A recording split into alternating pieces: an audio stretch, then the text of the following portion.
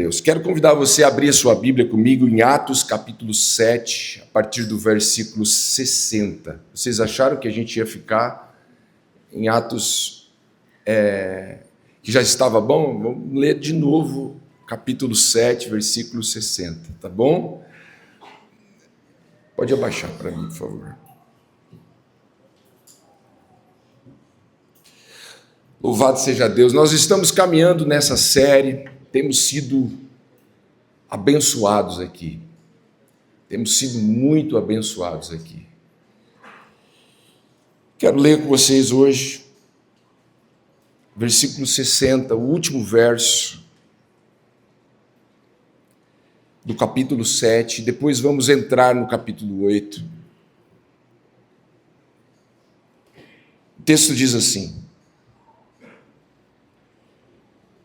Então caiu de joelhos e bradou: Senhor, não os consideres culpados deste pecado.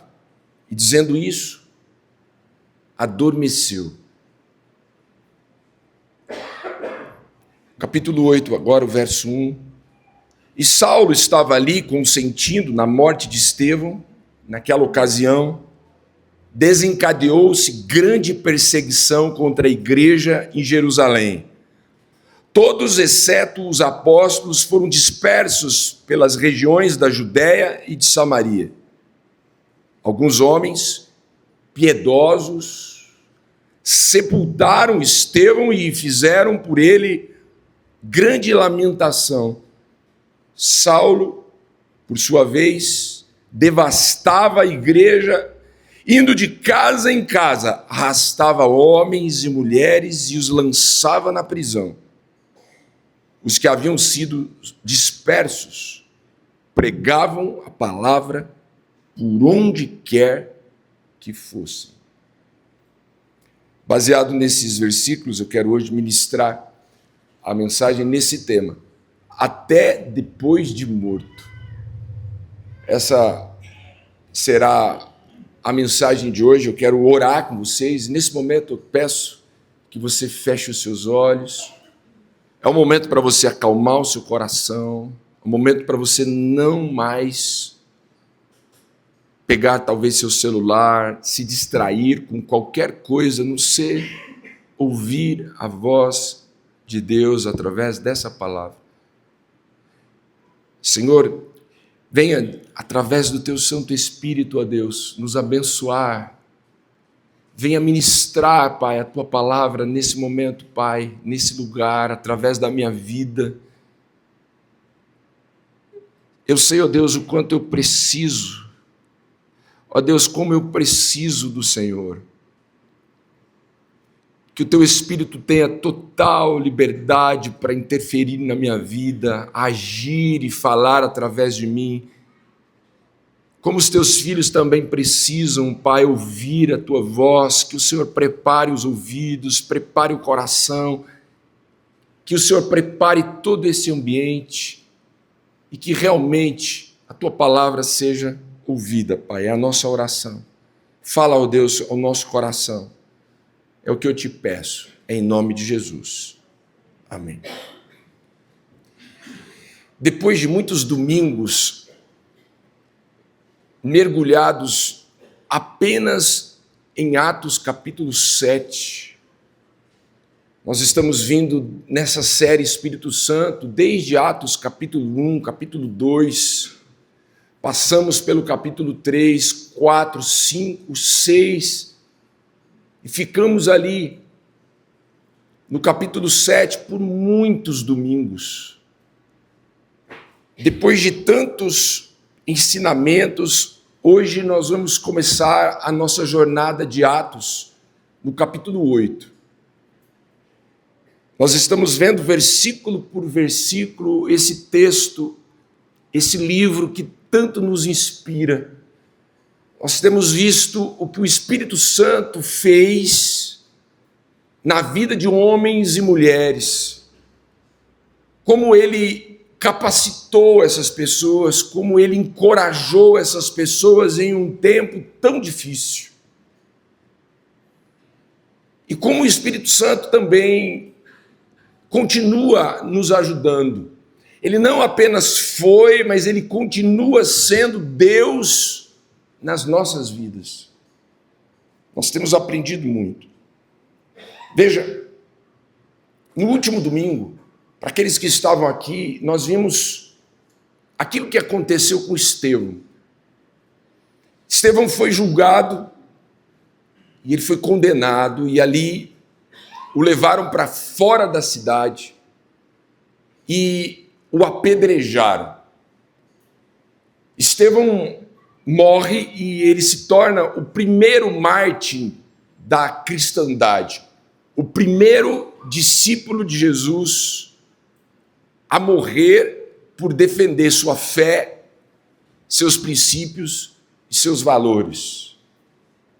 Apesar de ter sido julgado e condenado por blasfêmia, todos nós sabemos que não havia um crime, mas eles interpretam da forma como eles querem e o condenam. O condenam a apedrejamento porque era uma punição coletiva onde não apenas uma pessoa jogaria uma pedra, mas todos fariam isso. Portanto, ninguém seria responsável pela morte de Estevão. E é assim, ele morre, e é assim que nós terminamos o capítulo 7. Veja o versículo 60, o último versículo. Nós já lemos, e eu quero recordar com vocês. Olha o que acontece com Estevão. Ele caiu de joelhos e ele bradou, ele gritou, ele clamou a Deus: Senhor, não os consideres culpados deste pecado. Dizendo isso, ele adormeceu. Um discípulo, um cristão, ele nunca morre. Pode morrer na terra, mas ressuscita nos céus. Por isso ele adormeceu. Ele fecha os olhos aqui e ele acorda nos céus. Interessante como Estevão, nos últimos instantes de vida, o que ele faz é uma oração de misericórdia, não pedindo para que Deus julgasse as pessoas que estavam matando ele, mas ele pede misericórdia a Deus por a vida daquelas pessoas que, segundo ele, não sabiam o que estavam fazendo. Interessante porque o inimigo, esses homens aqui que estavam ali o apedrejando, o que eles achavam? Eles pensavam que eles conseguiriam, de alguma forma, silenciá-lo, e silenciando Estevão, matando-o, eles pensavam que silenciaria todos os outros discípulos de Jesus, toda a igreja, que acabaria esse movimento cristão que estava crescente naquela época. Eles achavam isso. Mas o que a gente vai ver durante o capítulo 8, capítulo 9, capítulo 10, é que o Espírito Santo, quanto mais esses homens perseguiam a igreja, mais o Espírito Santo soprava sobre eles, mais o Espírito Santo impulsionava a igreja de Jesus. Quanto mais pressionavam a igreja, mais a igreja de Jesus crescia e expandia. É como você pegar ali a sua churrasqueira, quando você está ali percebendo que o carvão está pegando fogo, você vai e começa a soprar, e aquilo que era apenas uma labareda, um fogo, se torna, veja, brasas. Quanto mais vento. Veja, o Espírito Santo soprava e aqueles irmãos mais fervorosos eles ficavam, mais o coração deles inflamava, mais eles saíam e mais o evangelho ia sendo dissipado. Isso era, sem dúvida, algo extraordinário que a gente tem visto e vai ver aqui em Atos dos Apóstolos. Aqui a gente tem a primeira lição, e com essa lição a gente literalmente fecha o capítulo 7. A primeira lição de hoje: aqueles que se curvam diante de Deus raramente se curvam diante da pressão. É o que acontece com Estevão. E é o que acontece com a igreja de Jesus. Veja, em meio à dor das pedradas, Estevão estava levando aquelas pedradas, em meio a tanta crueldade. O texto diz que ele caiu de joelhos e clamou, bradou. É o que o texto está dizendo. Algumas pessoas, eu imagino que, diante de uma situação como essa, algumas pessoas, quando ficam e passam por um momento difícil na vida, elas se desmoronam. Mas Estevão não se desmoronou. Estevão se curvou. Veja, algumas pessoas, diante de uma situação de grande dor, elas caem. Estevão, ele não cai. Existem pessoas que são derrubadas pela dor. Estevão, ele não é derrubado pela dor. Ele se curva diante de Deus. Enquanto a dor derruba você, a oração, ela levanta você. É isso. É diferente quando alguém se desmorona. Ele não se desmoronou, ele não está se curvando diante da dor, ele não cai no chão por causa dela. Muito pelo contrário, ele se coloca de joelhos, ele se curva, ele coloca a sua boca no pó, literalmente, e ele brada, e ele clama. É isso. E quando o sofrimento nos derruba, a oração nos levanta. Se o inimigo conseguir te silenciar na dor, ficará mais fácil ele te derrubar. O que o inimigo deseja? Silenciar você.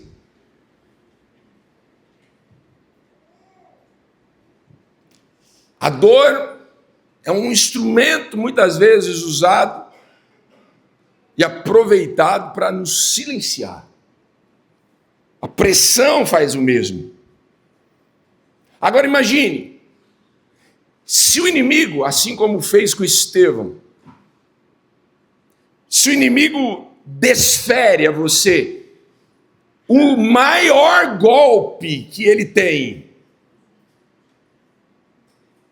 e você cai de joelhos,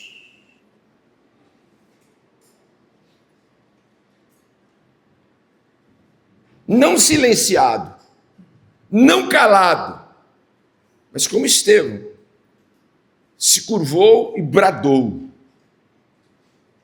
Imagine, quando o inimigo usa todas as suas armas, ou quando ele vai e ele escolhe a melhor de suas armas, e ele usa essa arma contra a sua vida, contra a sua família, e ao invés de você ser amedrontado, silenciado, se curvar diante da pressão de ver aquela arma apontada a você, você se curvar e adorar a Deus, bradar a Deus. É isso que Estevão nos ensina. Aqueles homens conseguiram ferir a carne de Estevão. Aquelas pedras atingiam diretamente a cabeça, o crânio de Estevão. Mas eles não conseguiram impedir Estevão, enquanto Estevão estava vivo, de se curvar diante de Deus. E no seu último suspiro, de Estevão clamar a Deus, adorar a Deus.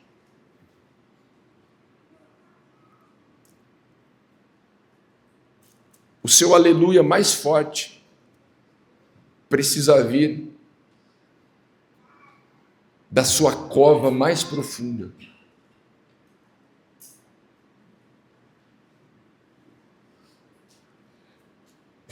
O seu amém mais forte, ele precisa ser, talvez, da sua maior dor, talvez no vale mais escuro da sua vida.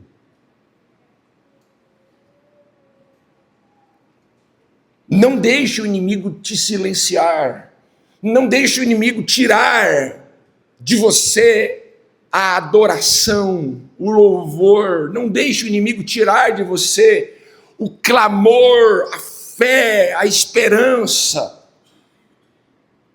Mesmo diante da arma mais poderosa apontada diretamente para a sua vida, não deixe o inimigo te pressionar ao ponto dele conseguir te calar.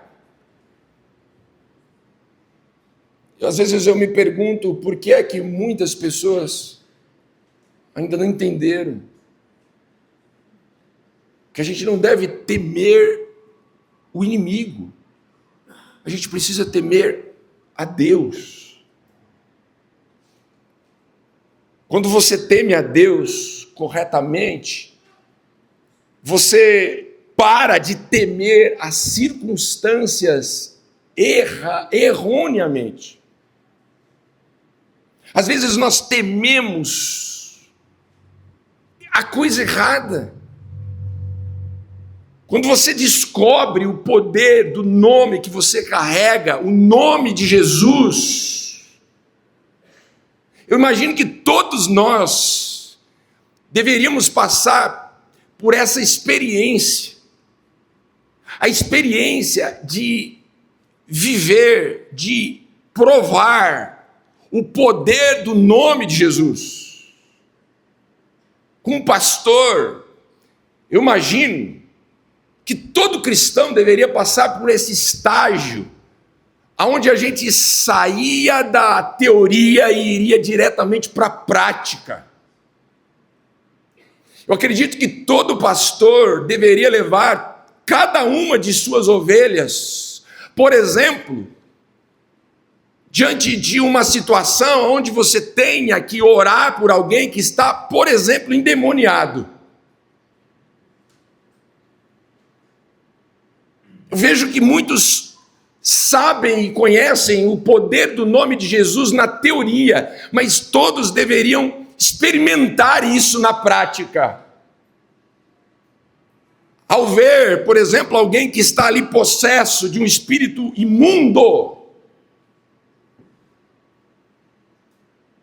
ao ver 4, 5 pessoas tentando e usando toda a sua força para tentar segurar, e não conseguir segurar com os braços, 4, 5 não seguram uma pessoa, e aí chega alguém,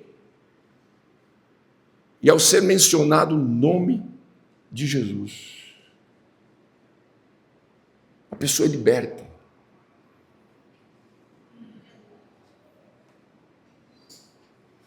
Onde é que está a força do inimigo?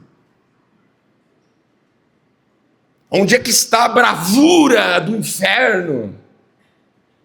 Onde é que está o poder? Onde é que está? Onde é que está? Diante do nome de Jesus, todo joelho nos céus, na terra se dobram. E se não se dobraram, se dobrarão em nome de Jesus.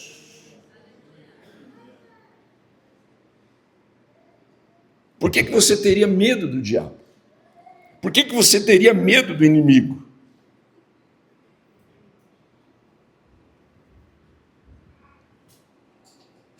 na renovada, ninguém terá medo do diabo. Amém? Amém ou amém? Na renovada, ninguém terá medo de demônio nenhum. Amém? Então, eu posso ligar para você quando eu for fazer uma oração por alguém aí. Posso ou não? Nada de crente Nutella. Cara de leão, irmão. Quando o inimigo aparecer, quando você estiver diante de pessoas, veja, cara de leão. Nós precisamos, veja, nós somos reflexo da imagem de Jesus Cristo. Ele é o leão da tribo de Judá. Então nós temos que ter cara de leão. Não devemos temer o inimigo. Ah, pastor, mas o inimigo está apontando uma arma contra a minha vida, contra a minha família. A palavra de Deus diz que nenhuma arma forjada contra nós prevalecerá. O inimigo vai bradar, vai gritar, o inimigo vai espernear, mas tudo que ele quer é te silenciar. Você não tem que temer o inimigo. Você tem que temer a Deus. Nós não nos curvamos para o inimigo, nós nos curvamos diante de Deus. E quanto mais alto é a voz do inimigo para nos pressionar e silenciar, mais nós vamos nos curvar diante de Deus, e mais nós vamos erguer a voz e dizer: é o nome de Jesus, Ele é o Senhor dos exércitos, é a Ele que nós servimos. Pode aplaudir a Jesus.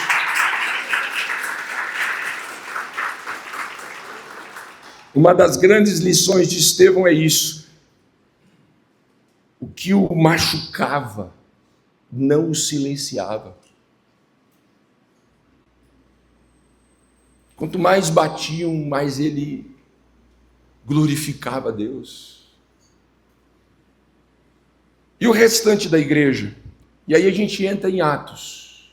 Estevão morre. Eu gosto da expressão que o autor Lucas, quando escreve Atos, ele diz: ele dorme.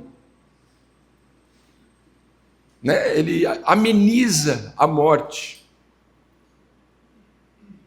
A morte não tem mais força. Onde está a morte, o seu aguilhão? Um cristão não morre. Um cristão dorme. Dormimos no Senhor. Louvado seja Deus. E aí a gente entra em Atos 8, nesse clima, que se nós fôssemos dizer, seria um clima de velório. Um de nossos irmãos, o Estevão, apedrejado até a morte. Toda aquela pressão que a igreja estava vivendo, afinal de contas, não era mais ameaças. Agora nós tínhamos um irmão que havia sido morto por defender a sua fé. Agora olha o versículo 1. E Saulo estava ali, consentido na morte de Estevão, e naquela ocasião desencadeou-se grande perseguição contra a igreja em Jerusalém. Todos, exceto os apóstolos, foram dispersos pela região da Judéia e de Samaria. Veja, o texto relata que houve uma grande perseguição. Diga comigo, grande perseguição. Olha o que Lucas registra. E que todos, com exceção dos apóstolos, foram dispersos. Repita comigo, dispersos. O inimigo pensou que ele havia ganhado a batalha. Ele pensou que aquela pressão toda iria espalhar aquelas pessoas e que aquele movimento ia enfraquecer. E o que acontece? Agora olha o versículo 4. Os que haviam sido dispersos pregavam a palavra por onde quer que fossem. Pregavam a palavra por onde quer que fossem. Aquelas pessoas pregavam a palavra com uma força ainda maior. Aquelas pessoas pregavam ainda com mais coragem.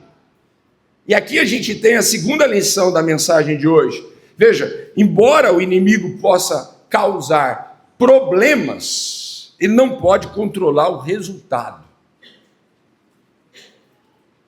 Essa é a segunda mensagem.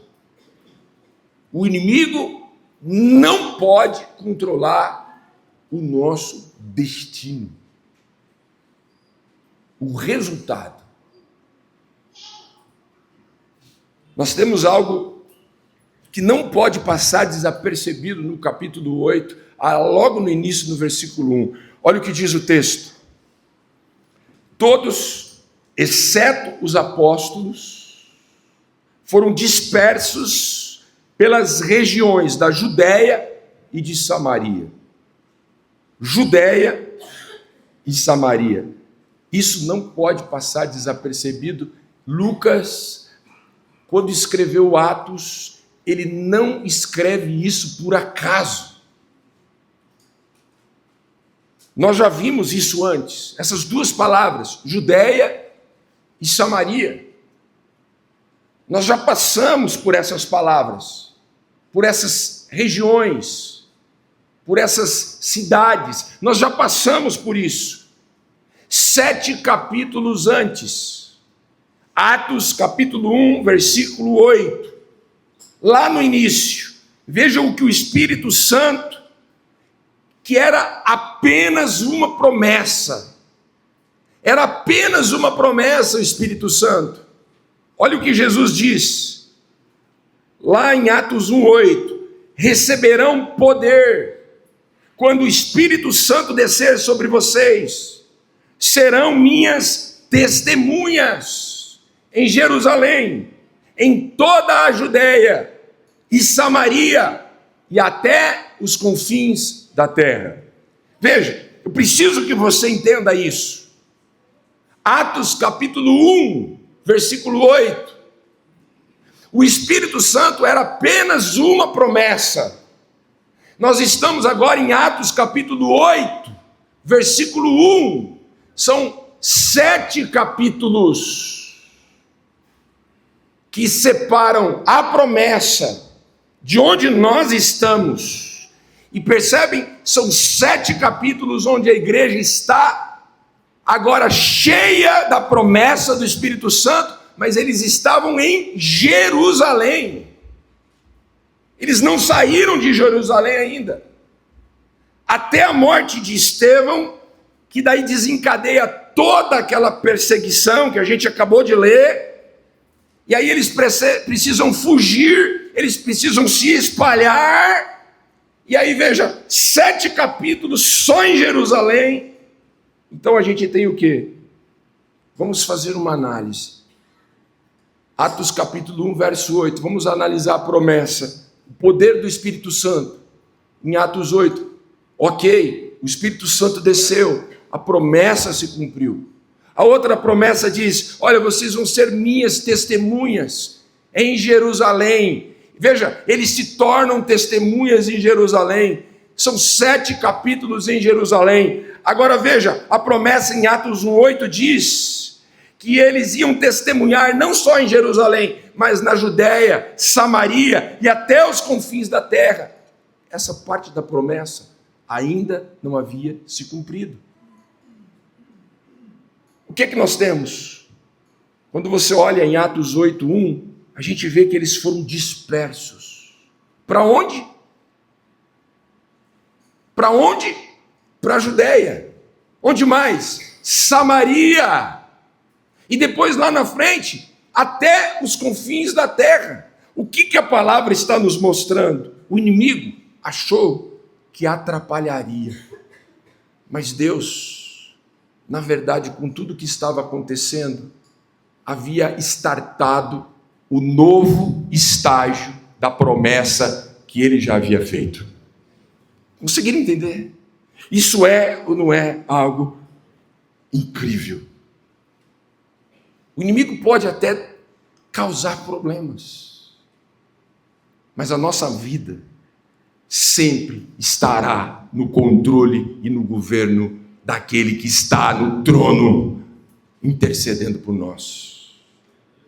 A promessa de Deus. Nós olhamos, e por não conhecer as promessas, nós olhamos para a perseguição.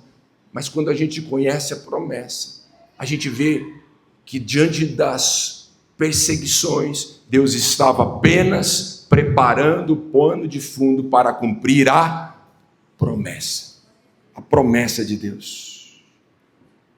Aquilo que você pensa ser o inimigo, pode ser Deus guiando você para um novo estágio.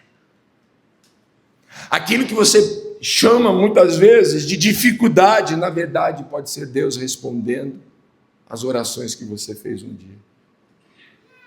Aquilo que você pensa talvez ser uma dificuldade, talvez pode ser Deus te promovendo para um novo estágio na vida, para um novo nível da promessa. E então a gente chega na última lição da mensagem de hoje. O reino de Deus avança por meio de pessoas que ousaram permanecer fiel diante das adversidades. Permanecem fiéis aqueles que entendem, que compreendem um Deus que não falha com as suas promessas. Permanecem fiéis aqueles que não olham para as tempestades, mas olham para o propósito de Deus para as tempestades. Compreendem isso. Irmãos, essa verdade é forte demais. O reino de Deus avança por meio de pessoas que ousaram permanecer fiel. E aqui, olha o versículo 2. Há esse versículo que me chamou muita atenção. Olha o que diz o texto, preste bem atenção. Alguns homens piedosos sepultaram Estevão e fizeram por ele grande lamentação. Numa outra tradução diz homens devotos, homens fiéis. Isso me chamou muita atenção. Atos dos Apóstolos, Lucas, ele é minucioso.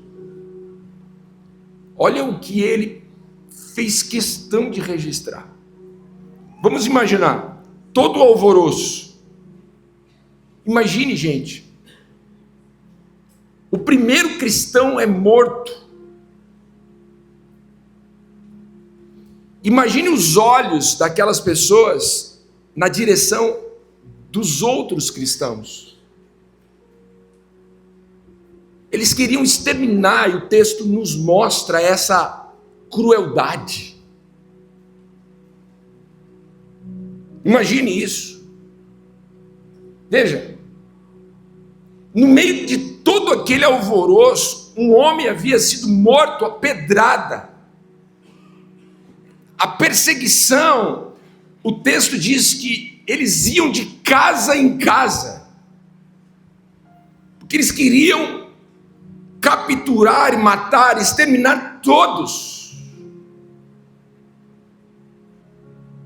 Mas o texto diz que alguns homens tiveram a hombridade de ir ali, recolher os pertences de Estevão, e não contentes, não os pertences, mas o corpo de Estevão, e dar a Estevão a dignidade de ser sepultado. Isso é dignidade para um homem que foi tão fiel. Nós terminamos e aprendemos a última lição de Estevão, mas nós temos visto agora o que esses homens piedosos fazem. Não são os apóstolos. O texto diz que não são os rabinos. Não são os rabinos que fazem isso. Não são e não foram os apóstolos. Não foi um grande influenciador. Não é alguém que tem milhares de seguidores nas redes sociais. O texto diz: homens piedosos, homens fiéis. Quantos homens? Quem foram esses homens? Qual foi o nome desses homens? Jesus foi sepultado com a ajuda de José de Arimateia, mas veja, esse nome ficou gravado, mas agora Estevão também é sepultado, e a gente não sabe o nome, mas Lucas não deixou isso passar em branco. Aqueles homens permaneceram no lugar onde Estevão foi morto, correndo risco. Eles voltaram para lá para recolher os pertences, recolher o corpo, correndo risco. Cristão nenhum andava nas ruas nesse momento da história. Veja, eles estavam indo buscar nas casas, o texto diz. A perseguição era implacável. Mas esses homens, eles ficaram ali para garantir que o corpo de Estevão fosse sepultado com essa dignidade. Escute isso. Você conhece uma pessoa de verdade quando ela permanece ao seu lado, mesmo quando você não pode fazer mais nada por ela. Estevão não podia fazer mais nada por nenhum ali, mas aqueles homens permaneceram do lado dele até depois da sua morte. Fidelidade. Homens fiéis. Esses homens piedosos permaneceram ali e sepultaram Estevão. Quando você pensa em homens piedosos, o que é que vem na sua cabeça?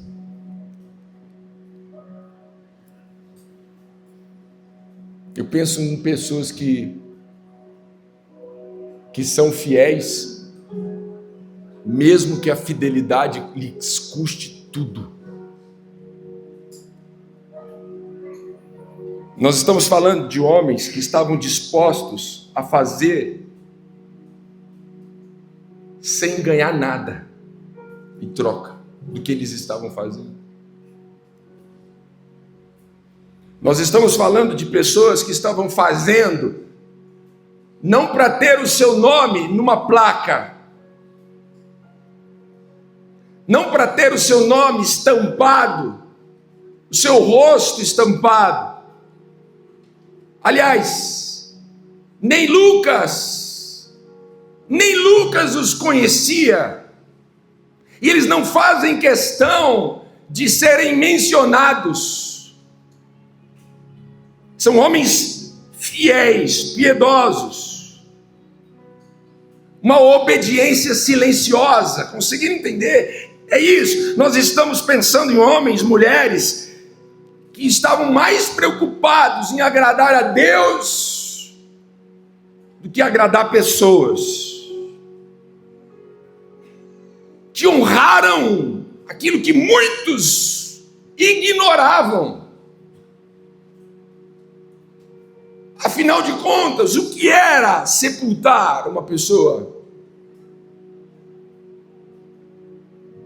Nós estamos pensando em pessoas que permaneceram enquanto todo mundo foi embora. Homens fiéis que ficaram. Todo mundo foi embora, mas eles ficaram.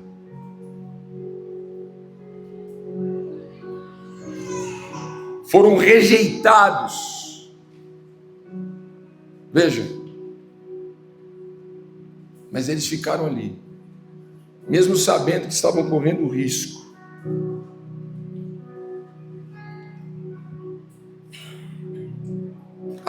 fidelidade precisa ser a maior marca da igreja de Jesus. Escute isso no final dessa mensagem. A fidelidade sempre vale a pena.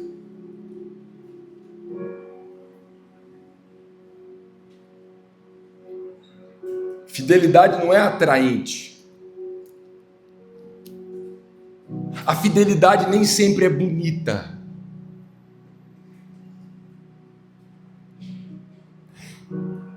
Veja,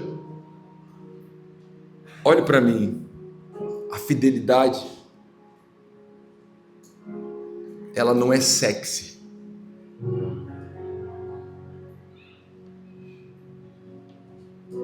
Portanto, os homens que estão aqui, os moços que estão aqui, no lugar de você procurar uma moça sexy, procure uma fiel.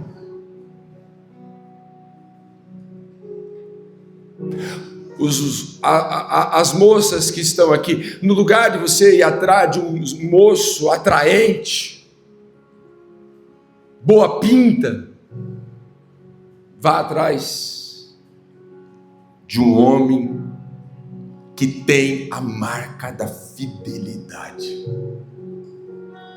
que vai permanecer do seu lado até o fim. Consegue entender isso?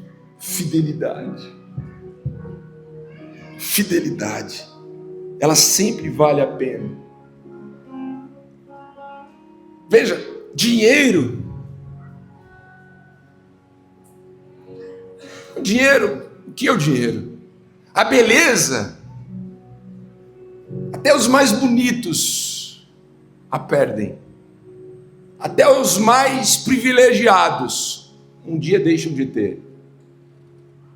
Mas um homem, uma mulher que teme ao Senhor, é isso. Consegue entender? Consegue entender o tipo de pessoa que a gente precisa aprender a valorizar?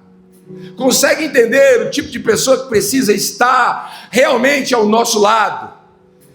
Consegue entender o tipo de funcionário que você deve valorizar e honrar? Consegue entender o tipo de patrão que você deve procurar para trabalhar? O tipo de pessoa que você deve buscar, orar e desejar se relacionar? Não são pessoas abastadas de dinheiro, não são pessoas bonitas de aparência, são homens, mulheres piedosos, devotos, fiéis a Deus, que vão permanecer ao seu lado, não por aquilo que você pode fazer, mas por honrarem seus valores, seus princípios, e por serem um reflexo de Jesus na terra. É isso. E aí, ora, eu quero me dirigir a você, que a dor encontre você fiel. Encontre você fiel. Que a pressão, quando ela vier, encontre você fiel. Que você seja esse homem devoto, que você seja essa mulher devota. Alguém que vai adorar a Deus, alguém que o inimigo vai pressionar, vai gritar, vai apontar as armas e vai pensar assim, ele vai abandonar Deus agora. E quando ele pensar que você está se desmoronando, ele vai ver você no chão, de joelhos dobrados, bradando e glorificando a Deus.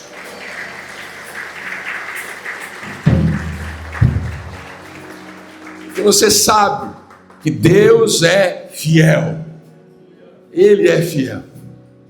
As armas estão apontadas, o inimigo está gritando, eu estou vivendo uma pressão, estou num vale escuro, e aí você vai e você começa a ir na direção do chão, o inimigo vai olhar para você, vai dizer: ah lá, está com medo, ficou de joelhos. Que bobinho. Nós não nos dobramos, não nos curvamos para homem nenhum, mas nós nos curvamos diante de Deus, aos pés do Senhor. Ninguém vai nos silenciar.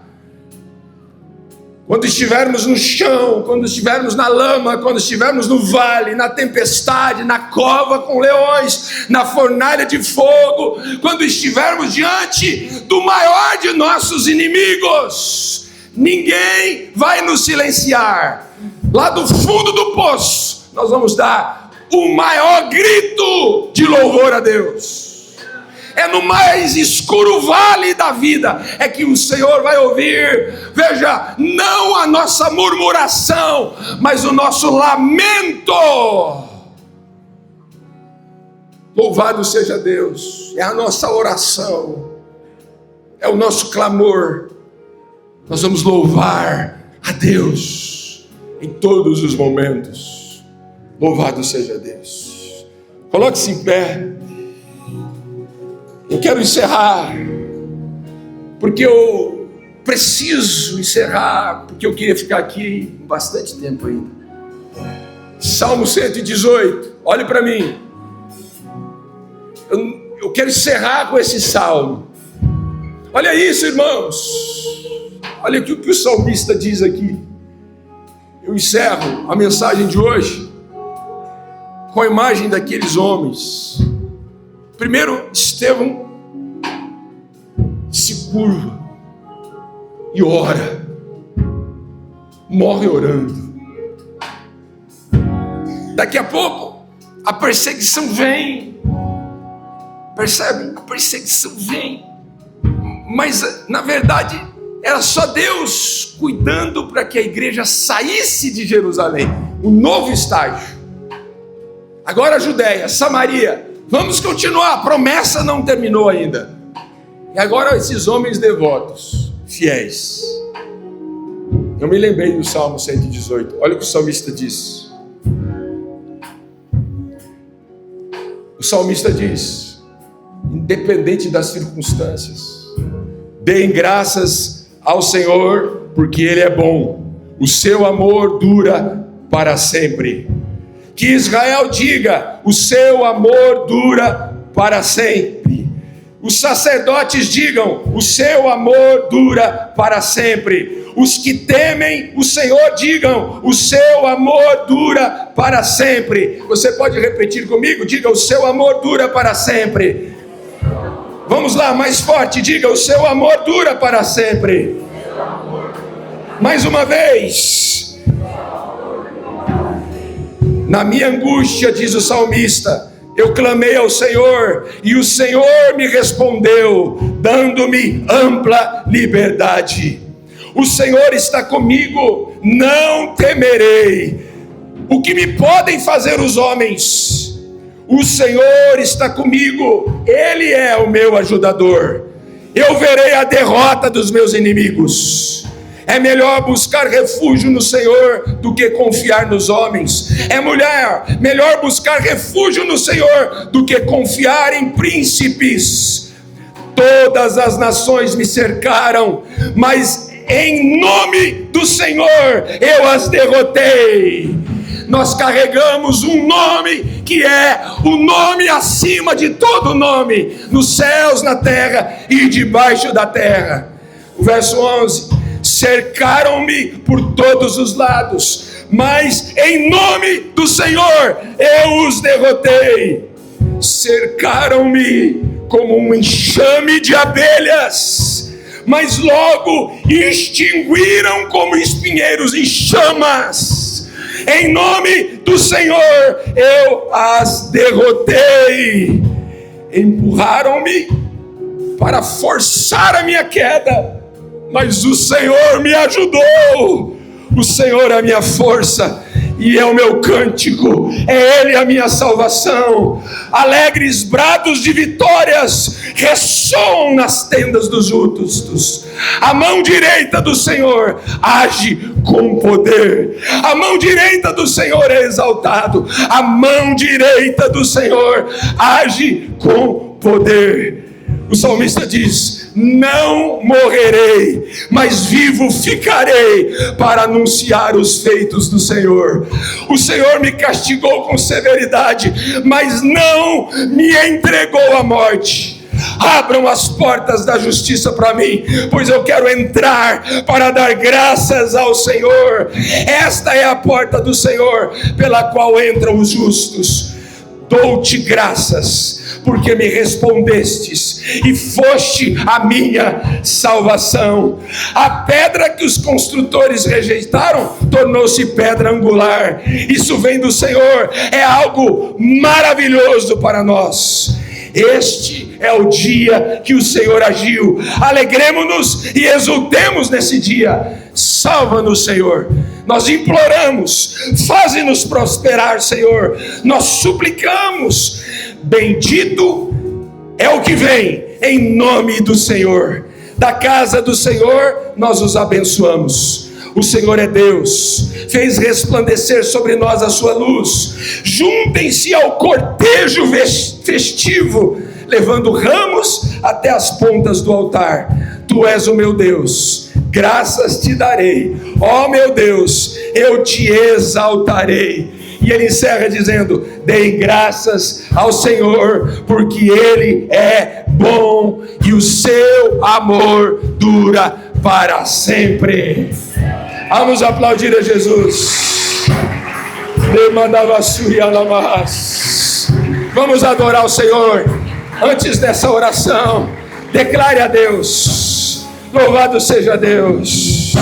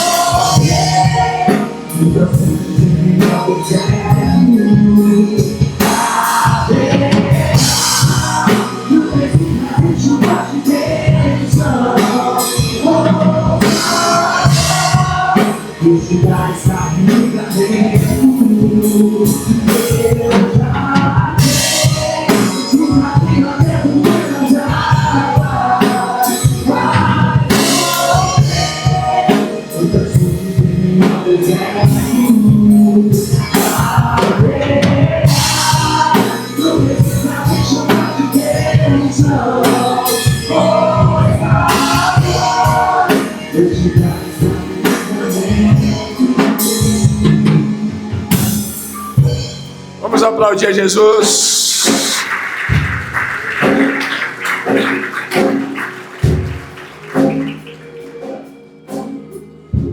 Todas as vezes que as pressões vierem, lembrem-se, antes de você cair,